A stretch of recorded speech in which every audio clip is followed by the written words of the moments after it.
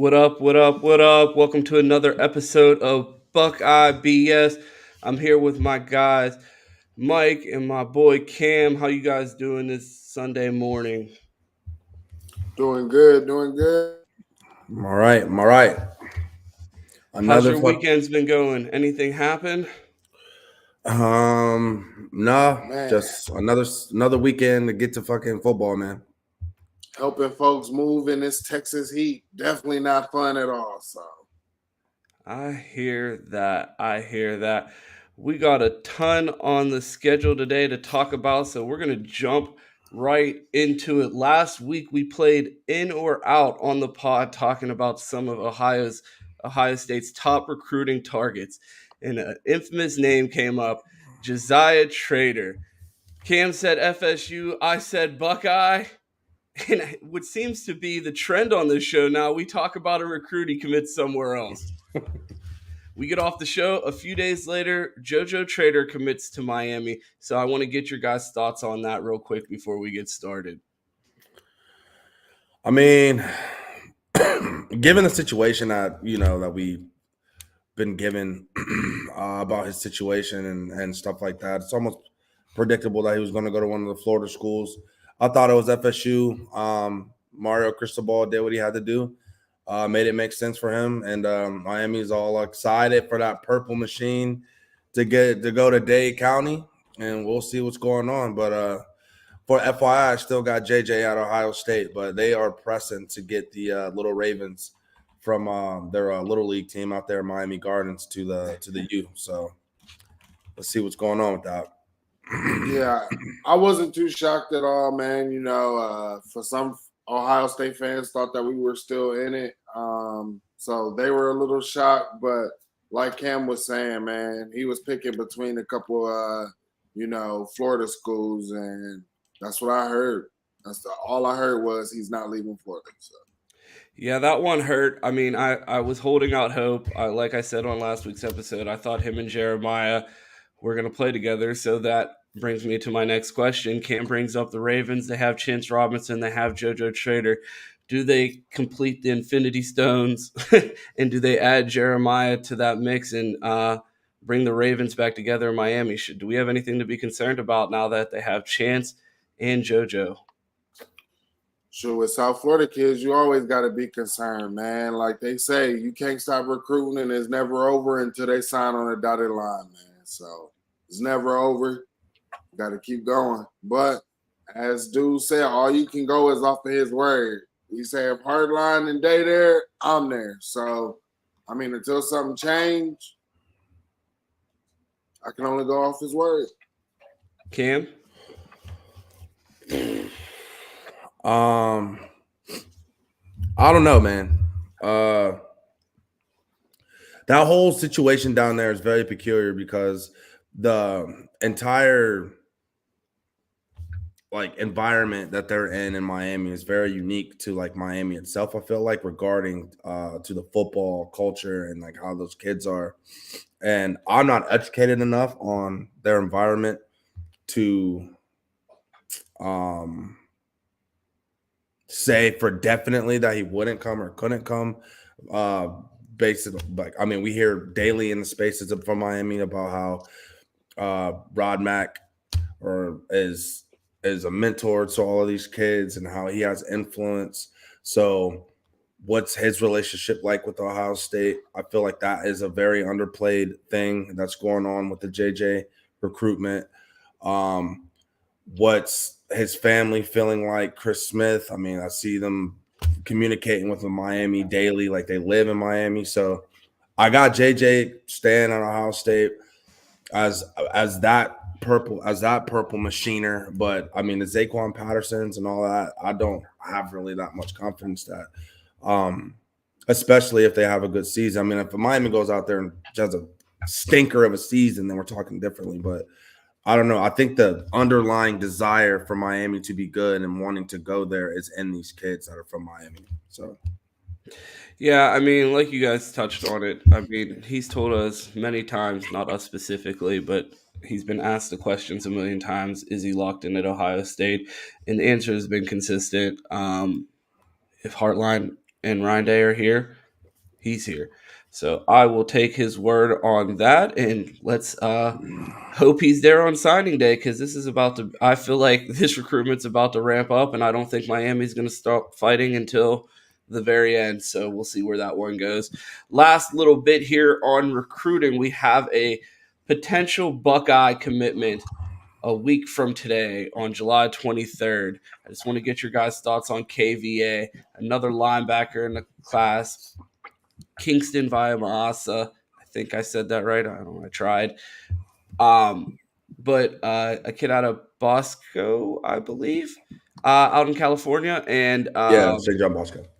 yeah, it would be another huge get for Laurinaitis, Jim Knowles. What are your guys' thoughts on him? And do you think he's a Buckeye lean for us?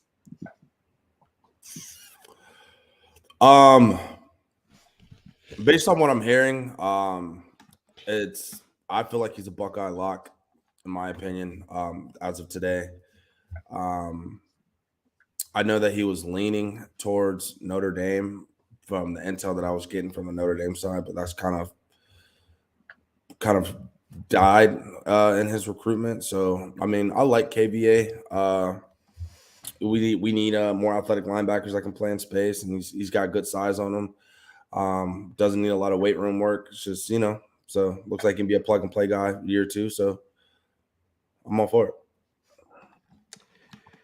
Yeah, I think that'll be a big get for the Buckeyes. Mike, any other thoughts? Yeah, man. I mean, apparently he had a relationship with James Laurinaitis when he was at Notre Dame. Apparently the relationship has stayed strong ever since. So, I mean, from all indications of what I'm hearing, but I'm no recruiting expert, we're supposed to get the guy. I've seen some other people saying or tweeting, some of our recruits that are already committed, saying he already know us home, it's already to move, people late. So we're going to see. Yeah, that'll be a fun one to watch next week. I want to get your guys' thoughts on something else. This past week, Tennessee received their punishment for the Jeremy Pruitt scandal with their pay for play. And Buckeye Nation seemed to be pretty fired up. I haven't seen much mention of Terrell Pryor in a long time. And you see the NCAA kind of come out and lay a punishment on a school, and it always brings Buckeye fans out because they feel like we were mistreated with the tattoo scandal. So I just want to go over some things about the Jeremy Pruitt punishments and get your thoughts on was the punishment enough, and how do you think the Buckeyes would have been handled? Because I saw a lot of that was an SEC punishment. So Jeremy Pruitt violations finally passed down. 18 level 1 violations, over $60,000 paid to players, including Georgia's Darnell Washington. No bowl ban, 28 scholarships lost, official visits reduced, 5-year probation, and $8 million in fines. I think the biggest thing to note there is no bowl ban. So I want to get your guys' thoughts on that punishment by the NCAA. Mike, you want to go first? Yeah, I'll go first. I think it's bullshit. And yeah, I'm gonna say it. It's bullshit.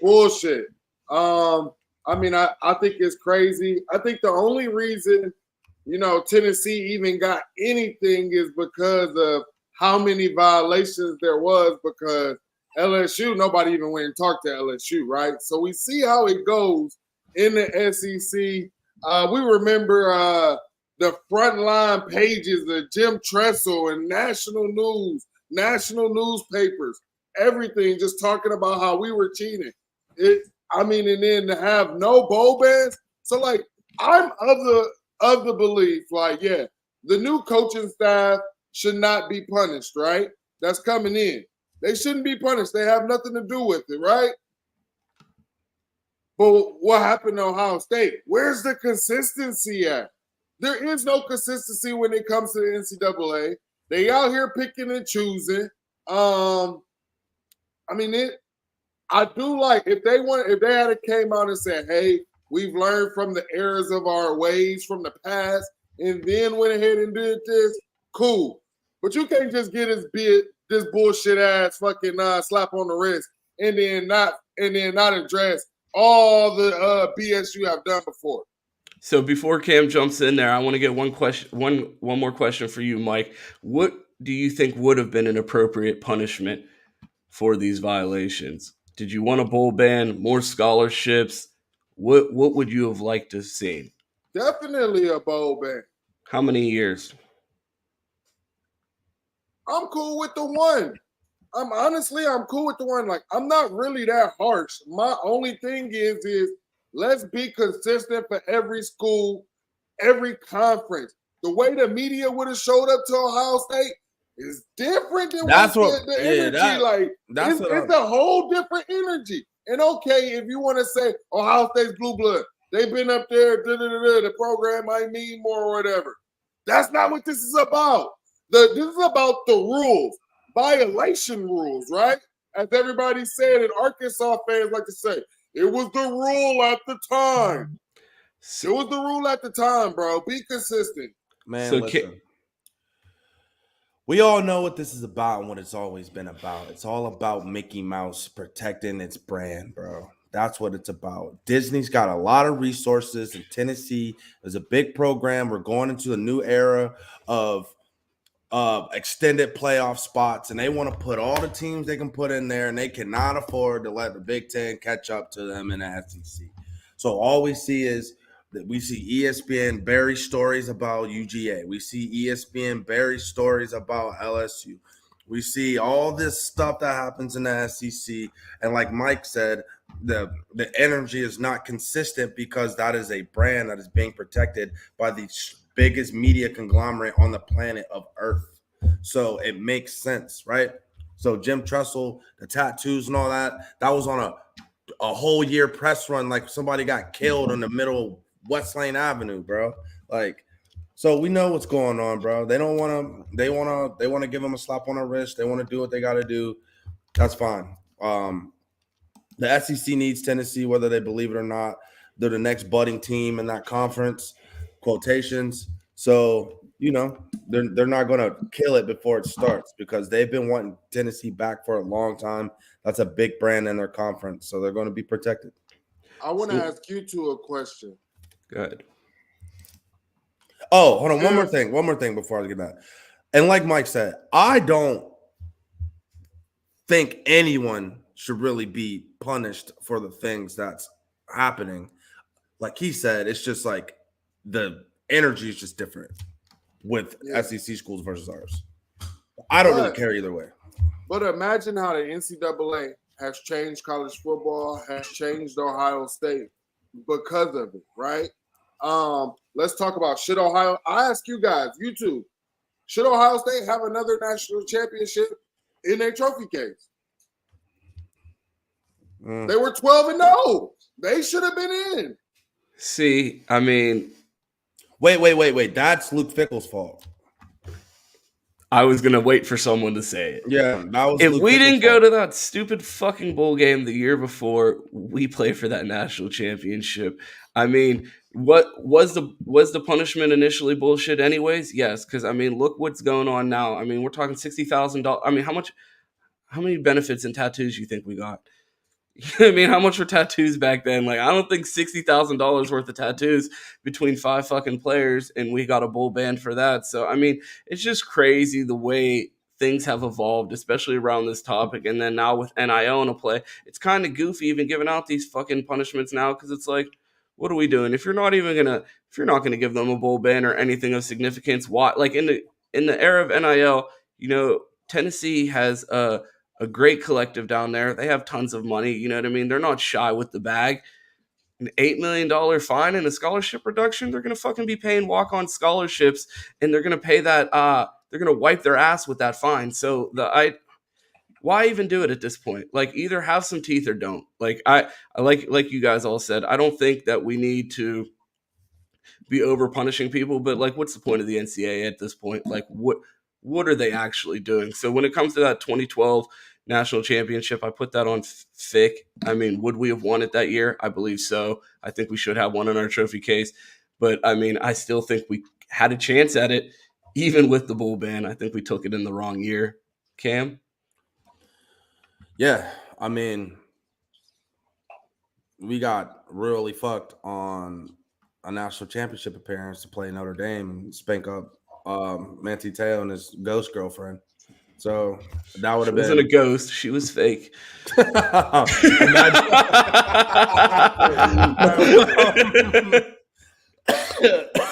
Yeah. So I don't know. Whatever, man. Tomatoes, tomatoes, bro. We know that it is Buckeyes, big Buckeye business, man. Fuck everybody else. So one thing that Mike hit on heavily when he was talking about his frustration with this penalty was the inconsistency. So I just want to talk about some recent scandal, not recent actually, because we're fucking old, but some other similar scandals. We got the USC Reggie Bush situation, 2-year bowl ban, mass loss of scholarships, vacated all of Reggie's wins, and took his Heisman and disassociated with him. Ohio State, 3-year probation, reduction of scholarships, a failure to monitor was one of the allegations. Jim Tressel considered unethical for not reporting the conduct, and a 5-year show cause. I just want to circle back to the Jeremy Pruitt situation. He only got a 6-year.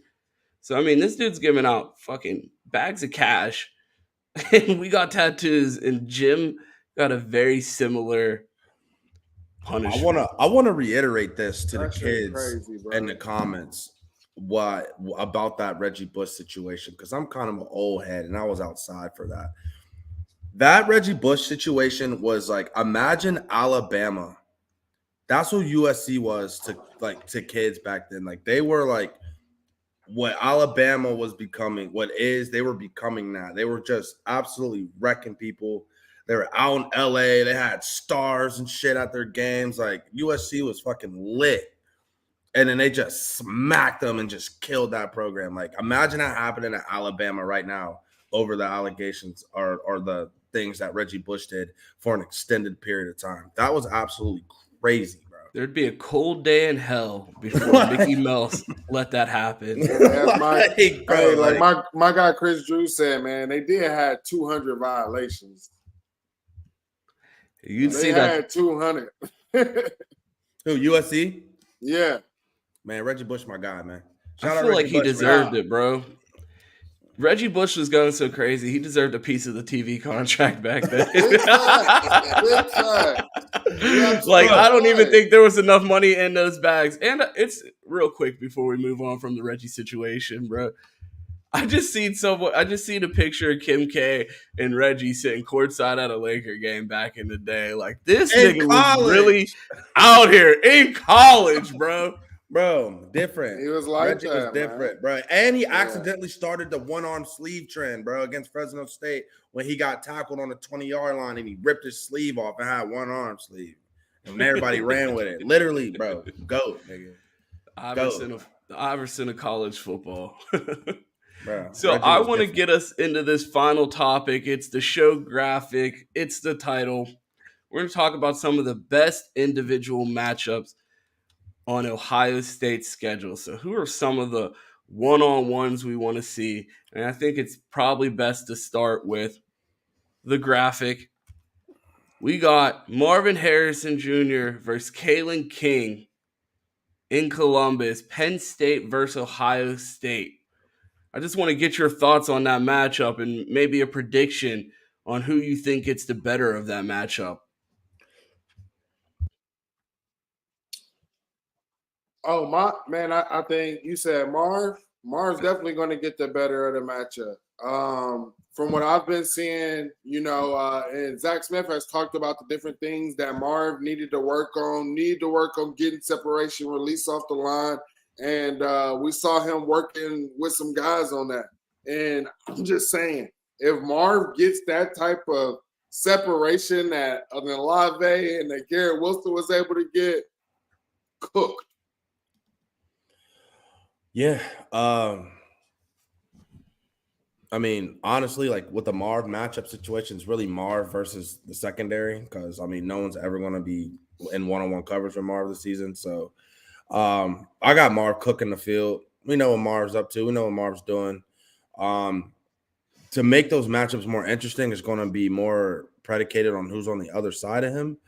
And I'm talking about number 9 getting playing time this year, but that's No, from mark it down. other Julian Fleming. Julian Fleming coming out party in his hometown. He's gonna make them motherfuckers feel it. All that shit that they talked about, him not developing, him not delivering. Julian Fleming is gonna have his breakout game. You calling that? You call? He's I'm going calling to that. against Mark Penn it down State? right here. Julian Fleming coming out party in his hometown. Isn't that the shit? No. It's not the shooter shit. It's not the That's shooter the shit. Oh, it's not. Yeah, he went to Penn State last year and didn't. have a Yeah, breakout he didn't game. have. Yeah, Jalen Ballard coming out party. Yeah, I think it was just Marv putting the team on his back. Yeah, Marv's gonna put the team on his back. No homecoming. No homecoming. Cut that. Cut that. So I want to stick with the Penn State game because I think we're going to see a lot of interesting matchups this game. How do you think Chop Robinson is going to fare against our tackles? We have a lot of questions at tackle, and I think this is going to be one of the more interesting matchups.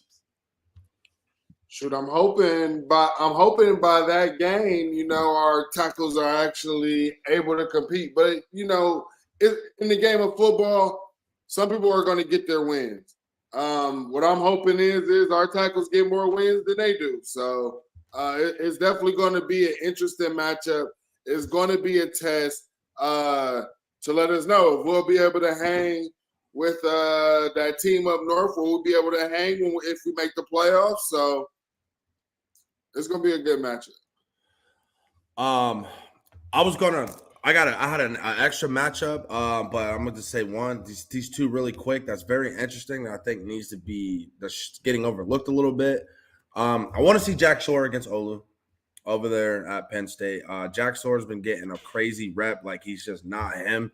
I don't know why, where, what was going on, but the boy is a man. A machine from Franklin County, Ohio, 614 representative. He's coming out this year. He's going to be the sack leader for Ohio State. I'm calling that. He's going to eat against Penn State. I'm ready to see that. But what I really want to see, I want to see our secondary against Western Kentucky, because that is going to let us know, and the rest of the college football know, if our secondary and if our defense and if our pass rush has improved, because we all saw a struggle against efficient pass games last year. So we're going to see one of the best passing game coordinators in college football at Western Kentucky. We're going to see one of the best receivers that they have stat-wise at Western Kentucky. And we're going to see how we react to that, because we all saw Arkansas State last year. We let a 5'6" dude cook us for like 150 yards. We knew it was going to be a long season. So let's see what the hell's happening with Western Kentucky this year. I am looking forward to that, especially being the week before Notre Dame playing Sam Hartman. So we were just talking about edges. There's a former edge that's going to be appearing against us on our schedule with JJB, Javante Jean-Baptiste, at Notre Dame. So I just want to get your guys' thoughts on that matchup. Former Buckeye matching up against his teammates. Do you think he might know something, have a few moves he knows that used to work on the guys that were on scout team when he was getting reps for the Buckeyes? What are your guys' thoughts on that matchup? JJB versus our tackles. Go ahead, Cam. I mean, I watched JBB versus a lot of tackles and wasn't impressed. So, I hope he does good, because I always want to see, kids go to the NFL, make some bread, but just not against us. I think we put him in a blender. So let's do it. I'm not really concerned about him coming out in what, year 5, 6, turning into superhuman. So Josh probably gonna have everything good to go. Yeah, I think the guys that he went up against old tackle is not going to be the same guys or the same caliber of guys that he's going to be going up against in this game. I mean, I remember Notre Dame having a guy with a higher upside in Foskey or whatever, and he got put in the blender all game. So, I mean, how much better is JJB going to get? I have no idea. But like as Cam said, watched him against a lot of other tackles and watched him get put in the blender. So. You bringing up Foskey gave me flashbacks to the preseason spaces with Notre Dame Robbie. Foskey this, Foskey that. Yeah. How'd that work He out? gonna have 8 sacks in the game. He's the best. He's the GOAT. The GOAT. Oh my God! They say he was recruited by Jim Tressel. Nah, chill, Chris. Come on, now chill. Nah, Y'all doing way too chill much. out. Y'all doing way too much. Chill So out. I Chill got out. Chill out. one more matchup. Tyrese Chambers, Maryland receiver, transferred in this year versus Denzel Burke. Every time I watch those Michigan highlights, I see Denzel Burke getting. It just doesn't look like he does well in contested 50-50 balls. Sometimes he gets abused there, and you got a bigger, faster, more physical receiver coming in at Maryland there. That's a matchup I'm interested to see. We hear all these great things about Denzel coming out of camp. I mean, he looks like he's in great shape. I'm expecting a bounce back year after what some may consider a disappointing sophomore campaign. I mean, he was hurt. He showed promise as a freshman. I just want to get your guys' thoughts or your expectations for Denzel, not just in this particular matchup, but overall against more physical receivers in the Big Ten this year. I'm going to use a little bit of football talk for this. My main issue with Denzel Burke is he ain't got enough give a shitter for me. Like, I don't understand why you get a breakup, you get a tackle, you break up a pass, and your energy is just off. Like, get your give a shit up. You know what I mean? Like, get in a motherfucking face. Like, get like dap Run your through a teammates motherfucker up. face. Like, flex on a nigga. Like, do something, bro. Like, I don't like that nonchalant attitude because that shit carries in the big games, and you end up getting fucking put on a hub by Cornelius Johnson. That's how that happens, bro. Like, come on, bro. Like, get your giver shitter up. Everybody on the defense need to get their giver shitter up. See, I straddle the fence on this one because I'm like, on one side, I'm with Cam. Get your what is it, Cam? Say it again. Give a shitter. Yeah, give your shitter up or whatever the hell he just said. You got to get that up. Get your give a shitter up, man. Yeah, you got to get that up. But at the same time, when Denzel's locking niggas up and he's just out there like, this ain't shit. I don't care. This is what I do. I love that too. So that swag of like, this is just another day for me. I'll lock up any nigga and I don't even need to celebrate when I stop y'all. I like that swag. But at the same time, I could see a little more rah-rah. I'm not even going to try to fucking go with that phrase. We might need to get that on a t-shirt just so I can practice saying it. Get your give a shitter up, man. Bro, what I need to see from Denzel Burke, man, when the ball's in the air, I need him to act like it's his ball too, man. I see him floating and just jumping in the air, but not jumping towards the ball at all. Last year, it was very weird. I've never seen someone who just jumps in the air, don't touch, don't go for ball, just by themselves, and then come down by themselves. That was weird. So I need to see that. I need to see that dog mentality. Like Cam was saying, man, give a shit. Act like you care. Be more aggressive. Because to be honest, one thing that our DBs was, and anytime we were good, they were aggressive. That's what I need to see. Okay, so I put a question in the chat here a little bit ago and asked if anyone in the chat had questions. And Big Cap made an appearance already with some bullshit. So I just want to put this up here. Marvin Harrison Jr., 4 receptions, 52 yards against PSU's DB. Oh, my God, bro.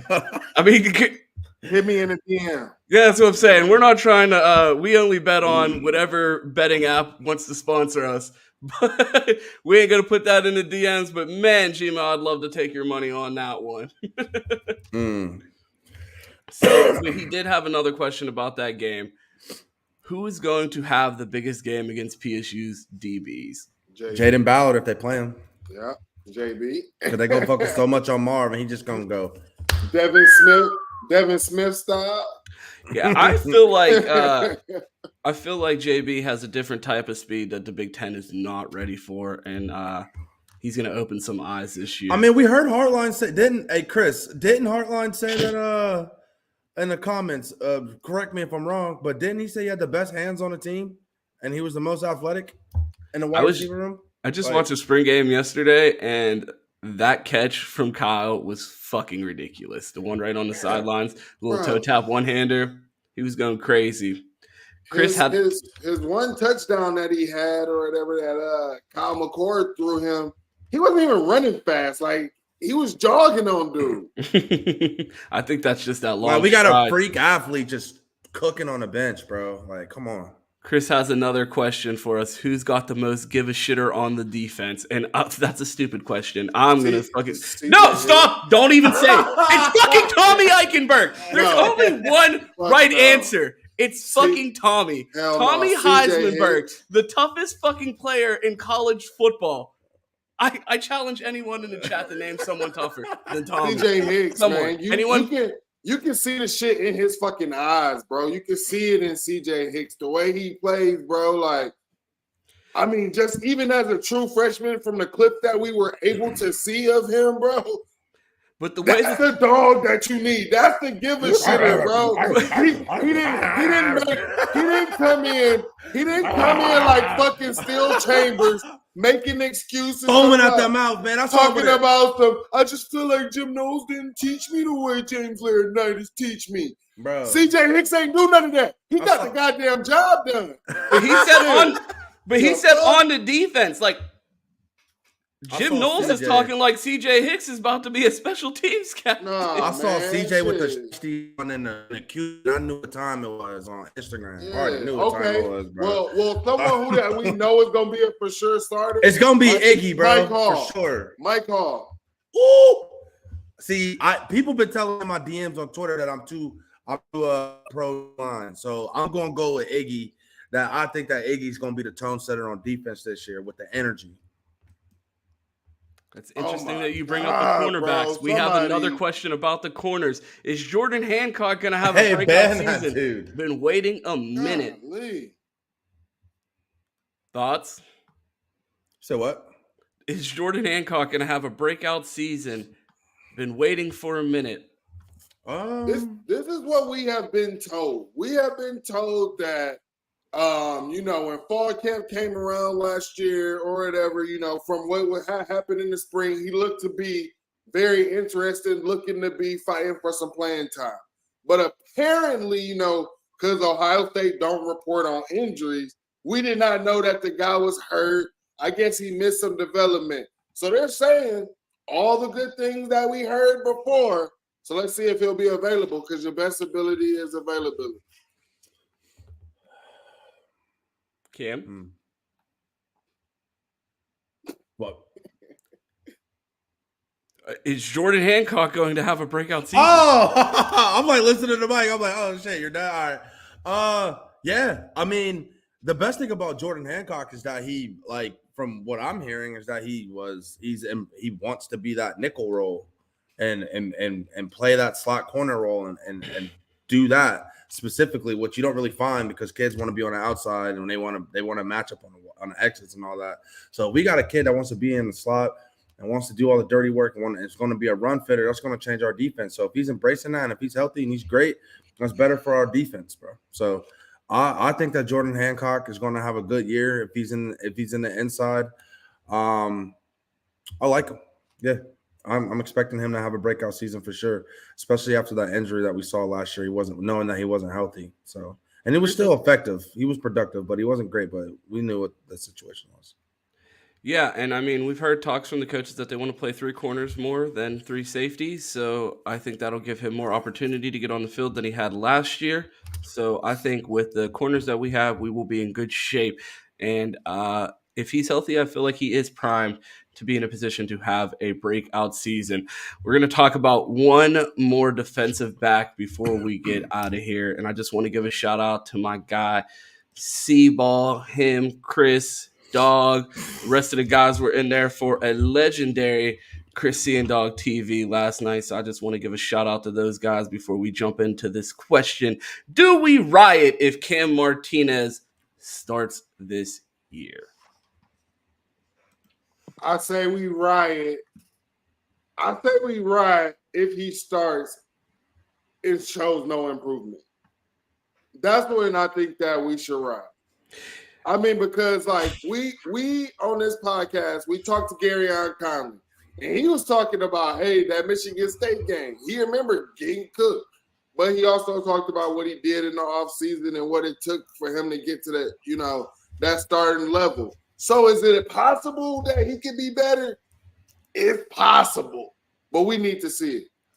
Yeah, I think he has all the athleticism in the world, and I think you framed your answer correctly, because if he improved, you won't have a problem with it, because I feel like in the back of your head, we're going to see him trot out there with the starters against Indiana. That's why you said if he improved, you're already mentally preparing yourself. He's going to be out there. He's going to be out there. He's out there during the biggest moments of the game, and he's a returning player. You know how this staff rolls. He's going to be out there as a starter. So I don't know if we riot. I feel like we just pray and hope in the development of Perry Eliana. I mean, let's be honest. Like what as far as optics and perception goes, from a serious football standpoint, why would we start him over the safeties that we have on our team? Because clearly the coaches have seen enough from him in practice that they believe that he's capable, or he wouldn't have been out there during the Michigan game.